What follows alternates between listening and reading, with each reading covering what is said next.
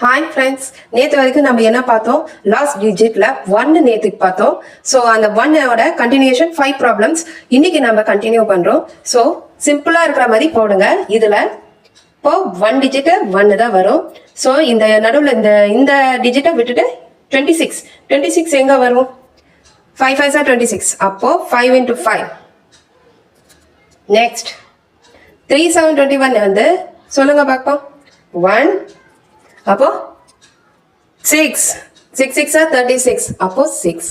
இந்த இடத்துல நம்ம என்னடா 6 போடுறாங்க 1 போறாங்க. இப்போ நீங்க ஒரு டவுட் கேட்கலாம். ஸோ இப்போ நான் வந்து ஒரு சிம்பிள் 2601 வந்து நான் வந்து 1 and 9 போட்டுக்கிறேன். ஸோ இந்த இடத்துல என்ன சார் 26 வந்து எப்படி வருது? 5 5 25. ஸோ 5 5 வருது. 5 6 30 பெரிய நம்பர். ஸோ இது ஸ்மால். எது ஸ்மால் நம்பர்? 51. அதை தான் போட்டேன். Can you understand? இந்த மெத்தட் தான் இங்கேயும் போடலாம், இல்லைன்னா இப்படி சிம்பிளாகவும் போடலாம். ஸோ இது வந்து அடுத்த ப்ராப்ளம்ஸ் வரும்போது 9ல வரும்போது நான் போடுறேன். ஸோ 1 times 50 எத்தனை times? 7 7s are 49. Very good. அதே மாதிரி 1 times 65 எத்தனை டைம்ஸ்?